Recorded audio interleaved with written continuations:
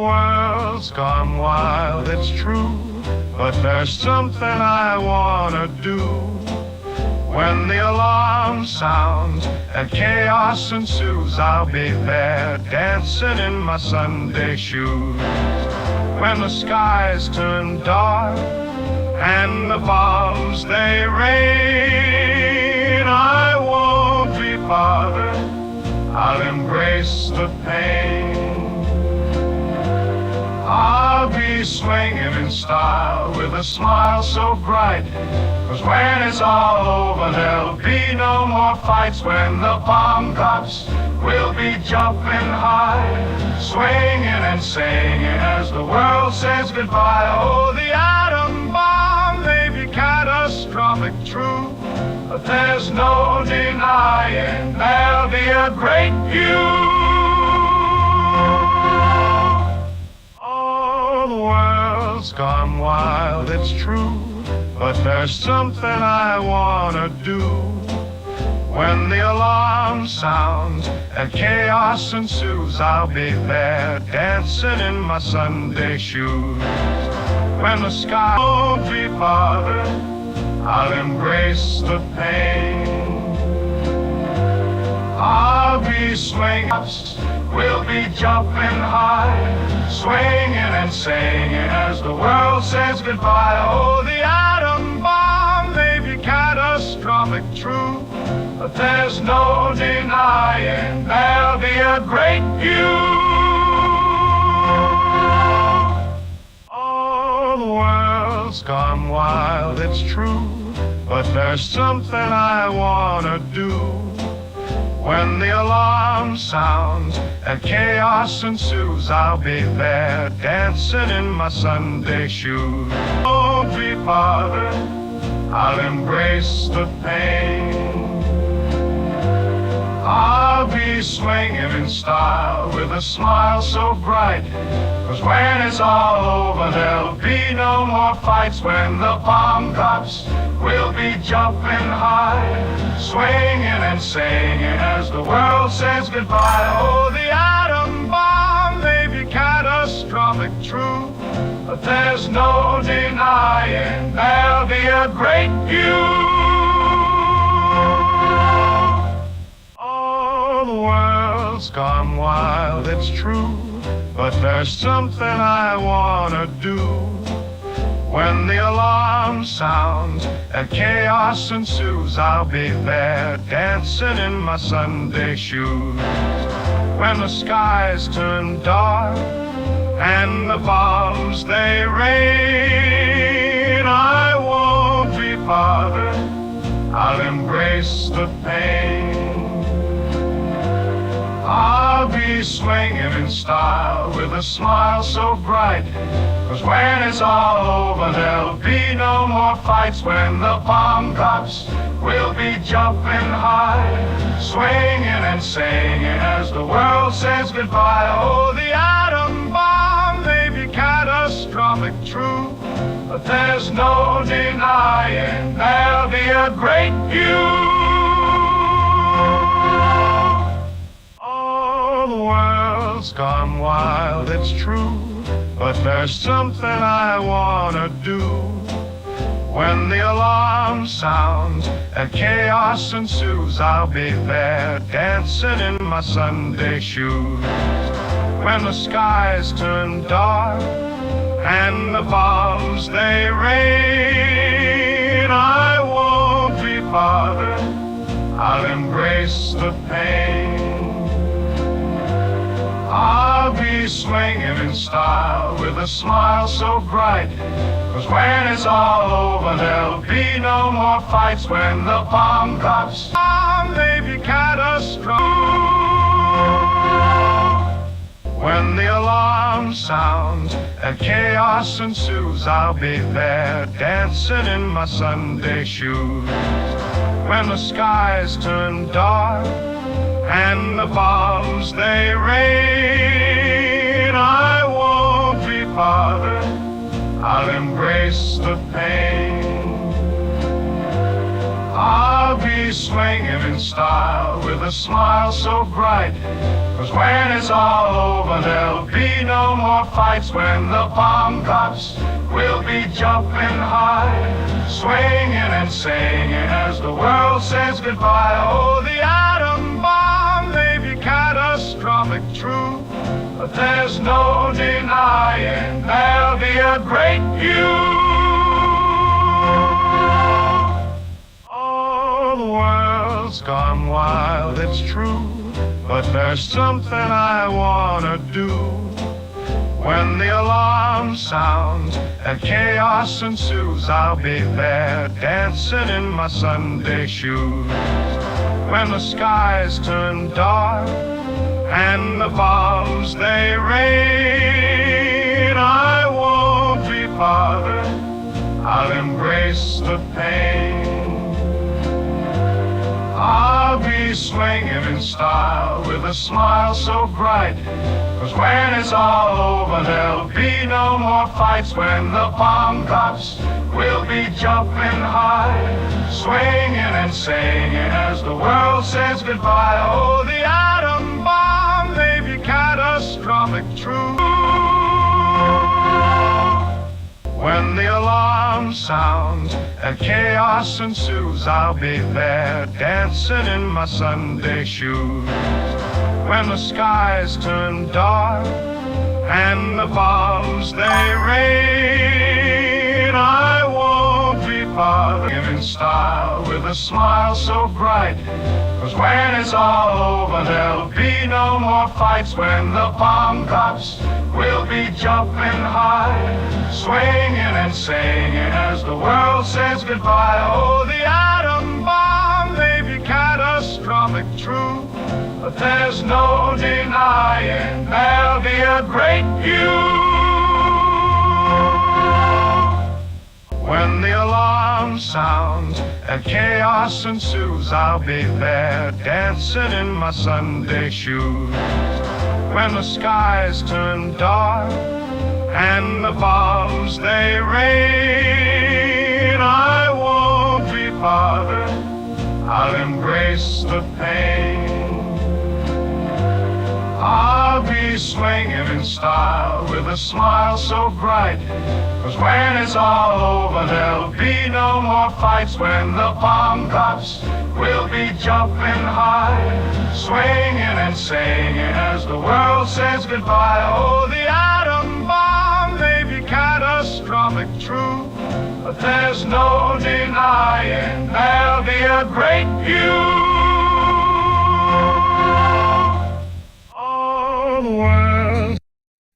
Hello, everybody. I hope everybody had a great Easter vacation. We are back.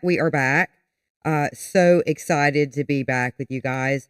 We've got a really, really cool show tonight. So yeah, definitely share this out. It's the best way to support us as well as your, all your independent streamers. But just to ask, have you ever heard a sound that just feels wrong? Not loud, not scary, just off. Like it's poking at some old instinct you didn't know you had. There's one musical interval that's been doing that to people for almost 1,000 years. A sound that got whispered about, avoided, and even blamed for opening doors left shut. Tonight, we're following that sound, and of course the stories that it dragged behind it. So welcome to tonight's topic, The Devil's Notes. I am your host, Mother Della Mortes, and this is the Horror Gallery.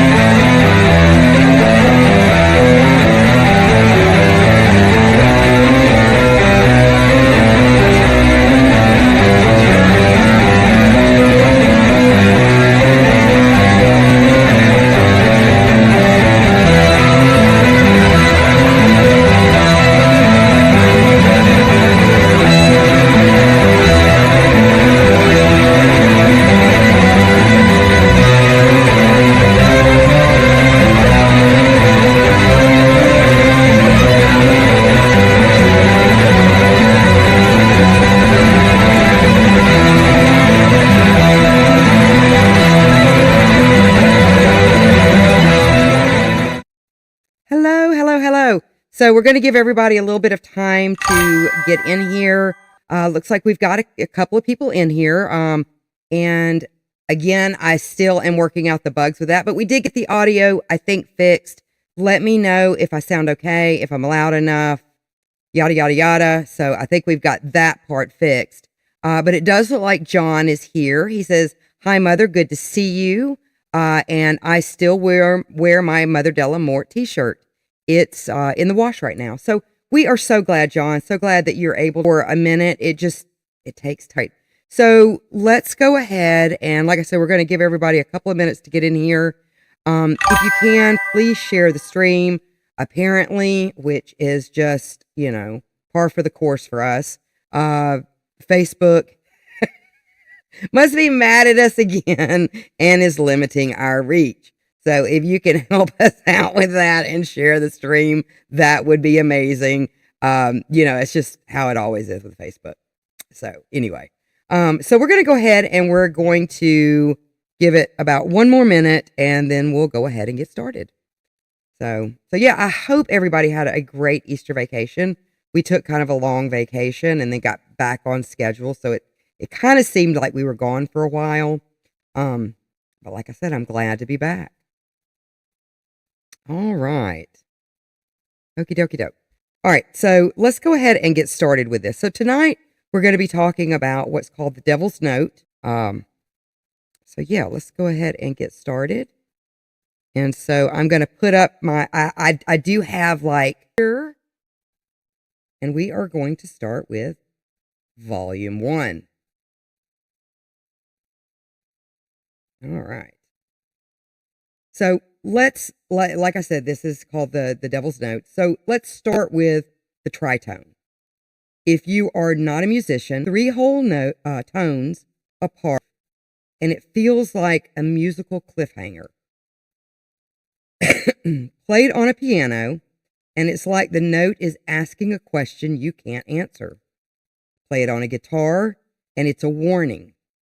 Today we call it the tritone, but for centuries, musicians had a much more dramatic name for it, and that name was the Diabolus in Musica, which basically just translates into the devil in music. And they meant it. This interval didn't behave. It didn't resolve. It didn't lift spirit. It just hung there, unsettled.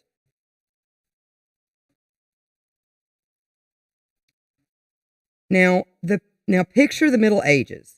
The church is basically the center of everything. Politics, education, music. And music wasn't entertainment. It was prayer. So when something didn't fit the church's idea of divine order, it wasn't just a bad note, it was a problem. Historical accounts suggest church theorists discouraged and in some retellings outright banned the tritone in sacred music. Not because they thought demons were literally going to crawl out of the choir loft, though some probably did, but because the interval messed with the mathematical purity they believed reflected God's perfection. But musicians talk and rumors grow. Pretty soon the story becomes, don't play that interval, that belongs to the devil. And honestly, tell a musician not to play something and watch how fast they play it. Now, outside the cathedral, though, different world. Folk musicians didn't care about theological purity. They bent notes, slid between tones, experimented with sounds the church side-eyed. And by the Renaissance, composers were using it intentionally to create tension, fear, longing, all the juicy stuff. The nickname stuck, though. Diabolus in Musica, the devil's interval. And centuries later, it would roar back in a very different form. Now, if the tritone had a spiritual opposite of the church, it might have been Erik Satie. Satie was, he was Satie, a man who wore velvet suits, founded his own religion, and wrote pieces with instruments like, or instructions, I'm sorry, like play as if you're a pumpkin. He didn't care about rules. He didn't care about tradition. He cared about sound, especially the strange, the unresolved, and the off center. And while Satie didn't use the tritone as a gimmick, he embraced the same spirit behind it. The idea that music didn't have to resolve to be meaningful. His pieces drifted, they hovered, they circled around notes that feel like they're about to settle but don't. In a way, Satie helped normalize what the church once feared, music that refuses to behave. And I actually have a piece of that. But let's go ahead and let's get to, it looks like we've got some more comments in here. So we'll take a look at those. And we're going to play a little bit of Satie's music. And I think it's absolutely beautiful. But it was very disturbing as far as composers, because a lot of his music didn't really have a beginning or an end. It was just there.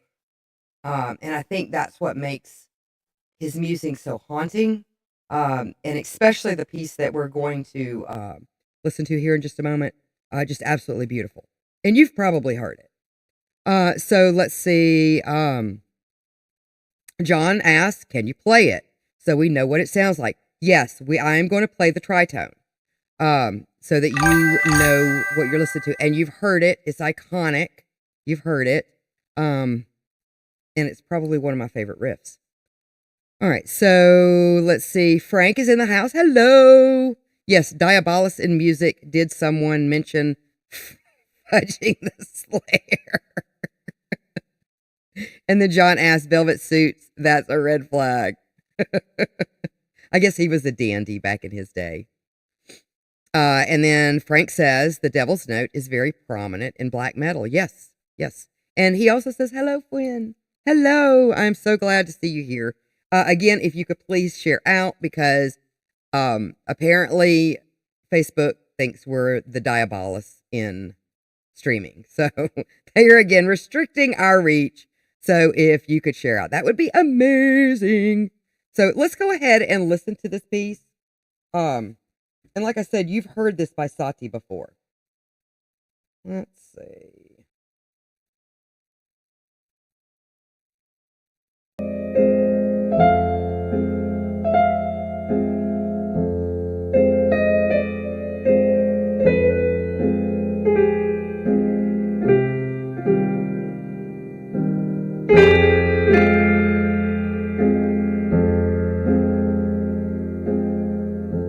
And this is actually called, let's see, this particular piece is called Nucian number 1.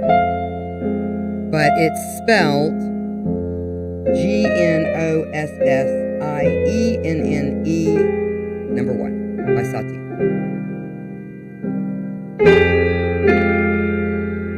All right. So I think that's an absolutely beautiful piece of music. But we are going to get to that iconic sound here in just a moment. All right. Now, Satie, he paved the way for modern composers to treat dissonance, including the tritone, not as a mistake, but as a mood, a feeling, a doorway. And that shift in thinking set the stage for the 20th century to fully embrace the devil's interval. And this is the devil's interval. And when you hear it, you're going to be like, oh, I know exactly what that is. All right, let's see. You ready?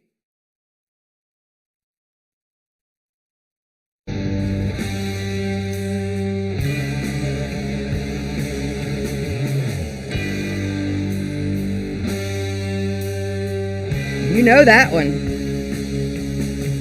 That is the devil's third, or the devil's note.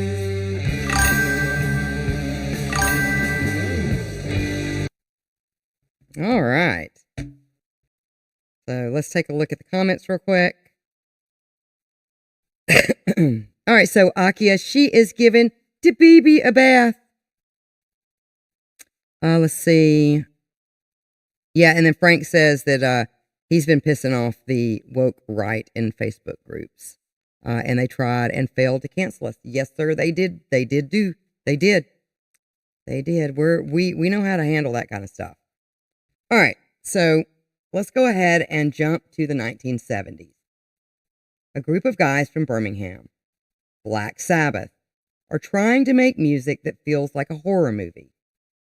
Tony Lumi hits that now famous riff in their song Black Sabbath, and boom, the tritone becomes the backbone of heavy metal.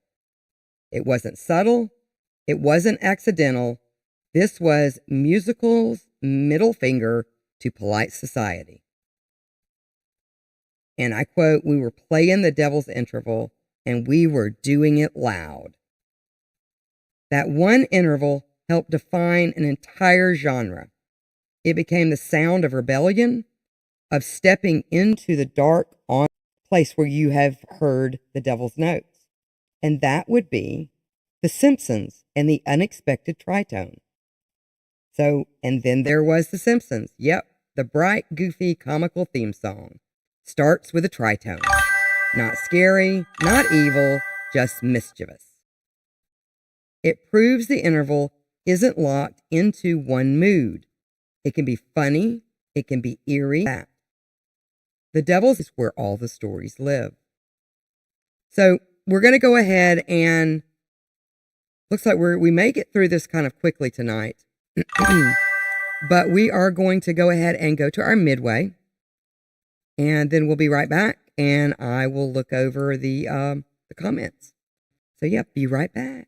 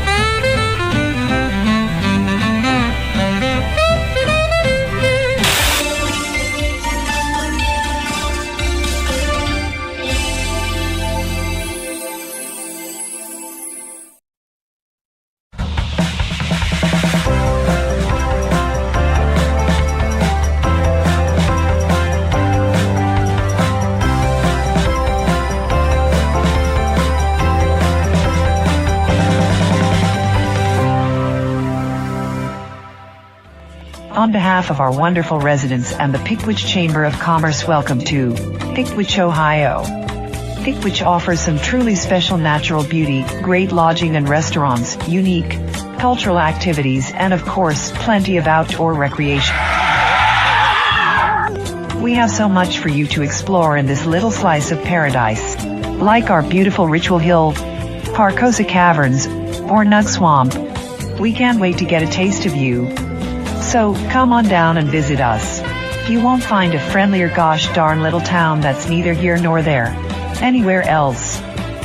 Need more information or help planning your next trip? Visit us on the World Wide Web at peakwichohio.com or contact our Visitors Center at 513-278-7701. Hope to have you soon.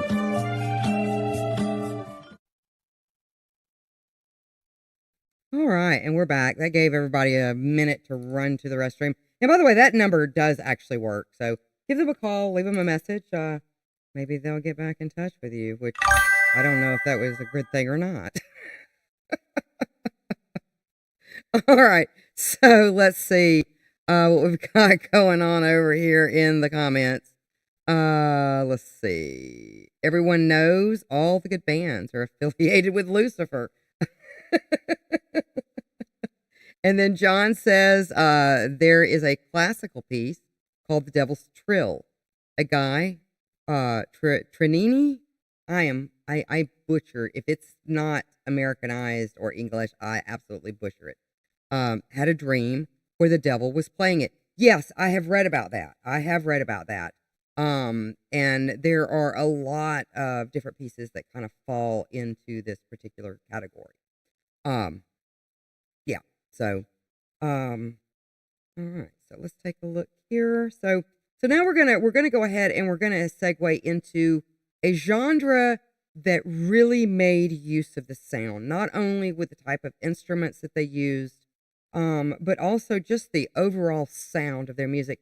And unfortunately, I do not have a piece of audio because this particular genre is very, very protective over their music, and it would probably get us popped, even if it was a short 15-second piece. So you are welcome to go and listen to it and listen to particular people that were very well known for this particular genre of music. But we're gonna talk about Crossroads Blues. So the tritone has had a wild ride from medieval taboo to minimalism to metal to the metal anthem to a cartoon meme or theme. I guess it could be a meme too. But there's another musical tradition where the devil's shadow looms even larger. Not because of a single note, not because of a church band, but because of culture, fear, faith, and the raw honesty of the lived experience. So we're, again, like I said, we're going to talk about the blues. Why the blues was called the devil's music. So picture the early 1900s in the American South. Deeply religious, deeply conservative, and deeply segregated. Church music was all about salvation, hope, heaven, staying on the straight path. And then the blues showed up, singing about heartbreak, desire, drinking, gambling, violence. Basically, the stuff people were actually dealing with. To a lot of church leaders, it wasn't just worldly, it was sinful. So they slapped a label on it, the devil's music. Not because anyone thought again that demons were literally writing the songs, though there are some folklore around that, but because the blues refused to pretend life was neat and tidy. It told the truth, and the truth can be uncomfortable. If you really want to get church folks riled up, of course you didn't even need lyrics. Just look at where the music lived. Juke joints, barrel houses, honky-tonks, dim lights, thick smoke, and people dancing close, drinking hard, and forgetting their troubles for a few hours. And yeah, people stayed out late. They skipped church the next morning. They lived in the moment instead of worrying about judgment. To preachers, that was a spiritual threat. To musicians, it was freedom, a place where you could finally breathe. The blue note, that flattened fifth, a cousin of the tritone, a note that bends, aches, and refuses to sit. And early listeners weren't used to hearing music that raw. To them, that sound felt dangerous, like the devil's interval had crawled out of the medieval cathedrals and found a new home in the hands of the black musicians, telling the truth about their lives. And then, of course, the stories came. Whispers about musicians who played too well, who got too good too fast, who sounded almost supernatural. And of course, the most famous of, like I said, of course, is Robert Johnson. The legend says he went to the crossroads at midnight. He met a mysterious figure and traded his soul for guitar mastery. But he wasn't alone. Tommy Johnson, no relation, straight up told people he'd sold his soul to the devil to get a better guitar. Now, were these literal contracts? No, they were metaphors for ambition, for talent, for the awe people felt when they heard something new and powerful. The crossroads became a symbol, a place where you choose who you're going to be, a place of danger, transformation, and possibility, African American cultural expression. The improvisation, the emotional honesty, and the refusal to follow European musical rules. All of it challenged the dominant culture. Labeling it evil was a way to control it, to shame it, to keep it out of respectable places and spaces. But the blues didn't shrink, it grew. It evolved. It shaped jazz, rock, R&B, soul, hip hop. The devil's music became America's music. And some musicians said, fine, you think this is the devil's music? Let's have some fun with that. Now, P.D. Wheatstraw literally called himself the devil's son-in-law. Robert Johnson sang about hellhounds, restless spirits, and deals gone wrong. Not confessions, branding, myth-making, and a way to stand out in a crowded scene. And it worked. The devil became part of the blues identity, a symbol of rebellion, freedom, and a refusal to be tamed. So let's take a look at the comments real quick, because it looks like this is going to be a short one tonight, guys. All right, let's see. So Frank says, gotta sell your soul to the devil at the crossroads to make that blues music. I guess so.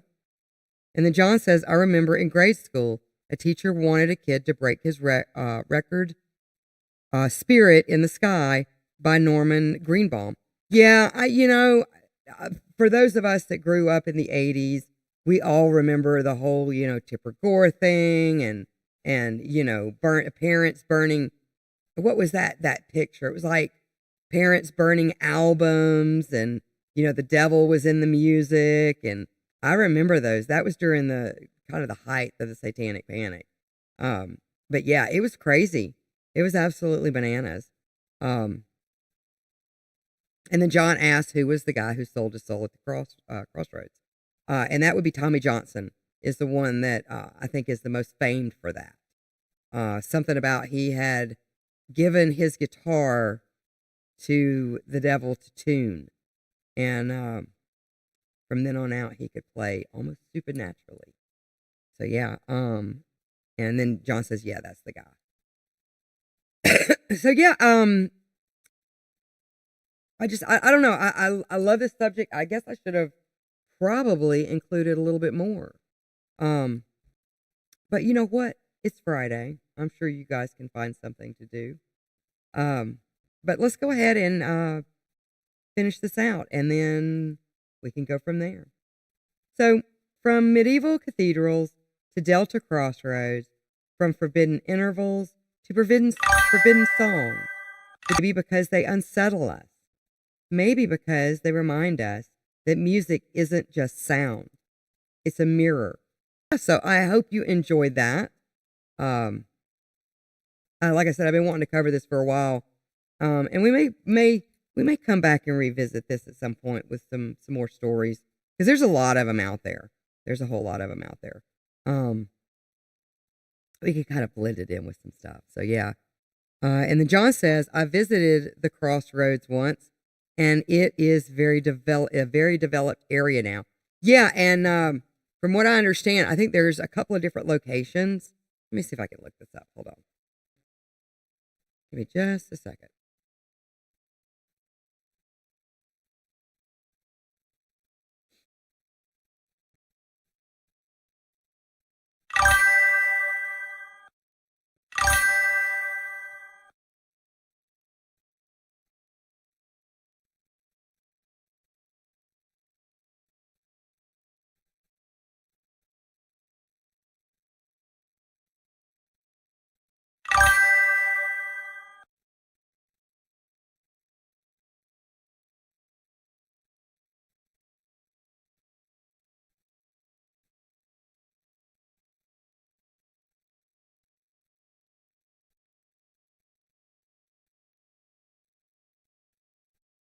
So yeah, it's supposed to be the particular crossroads where Tommy Johnson or Robert Johnson, the devil in Robert Johnson, sold his soul is the crossroads of Highway 61 and 49.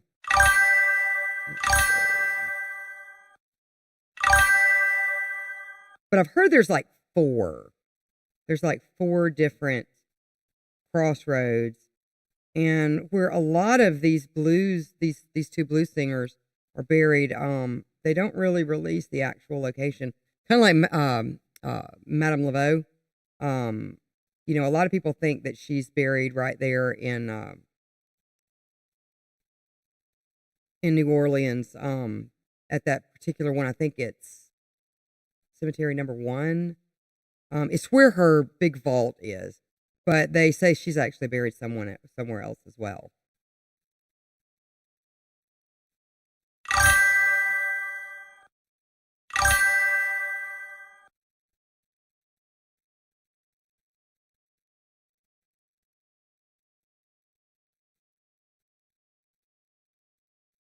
Let's see.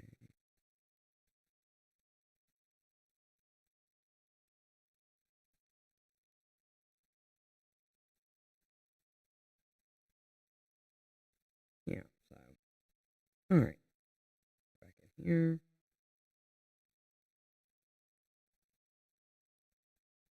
And then Frank says we should revisit because I did challenge you to debate on punk and black metal, madame.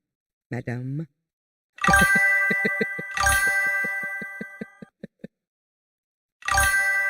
And then John says, let's see, I heard Dan Aykroyd took a wheelbarrow of dirt from the crossroads. I don't know what for. I don't know. Would that be the same thing as like taking graveyard dirt? I don't know. That's weird. But then again, I mean, I've got weird collections of stuff. Like I've got bark from the tree that a lot of the Salem witches were hung at. And then I've got a rock from the grotto at the Playboy Mansion. Yeah. Let's see. Ghostbusters. Maybe it was some Ghostbusters. I don't know. Let's see. And then John says, I heard that once on George Noory's Coast to Coast. Oh, you heard that on George Noory's Coast to Coast. Man, I missed Art Bell. I really do. I mean, I like George Noory. He's all right, but man, there is nothing like Art Bell. And then looks like Akia's in the house. Hello. So glad you're here. And then Frank says Dan Aykroyd loves the occult. It is a very interesting subject. It's a very interesting subject. So, yeah, that's what I heard. Aki said, sorry, I was bathing the baby. We gotta have squeaky clean babies so they can smell like cotton and butter. That's what babies smell like to me, is cotton and butter. Nom, nom, nom, nom, nom.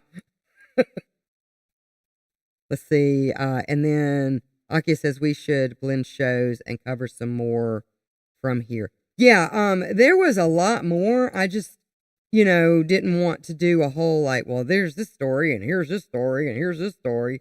Because there's so many to choose from, we could really make a lot of different episodes from a lot of these stories, especially when it comes to Crossroads Blues, which I absolutely love. And I like, I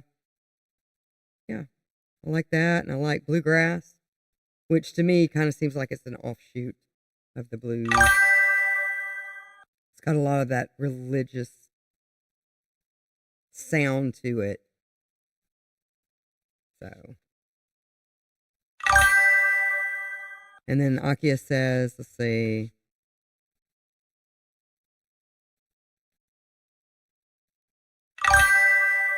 Yes, so Akia is saying there's so much more about selling souls and whatnot in the music, like the music genre. We could do a blending of the shows. That would be neat. That would be fun. Like maybe we could get Mother Delamort to come on. You can't sit with us, and we could do a blended show. That would be fun. Trash grass. That's where it's at. Not more than you, just more stuff. Yeah, so John says, I wouldn't sell my soul just to play a guitar. I think I'd want a lot more. Yeah, but those deals are always kind of like the monkey paw. So you might get what you want temporarily, but it's when it's time to pay the piper, it's going to happen soon. And it probably won't be pleasant. So, all right, guys. Well, I hope you enjoyed that. I'm sorry it was so short tonight. But it is what it is. But you know what? Let's do this one more time. I just love this riff.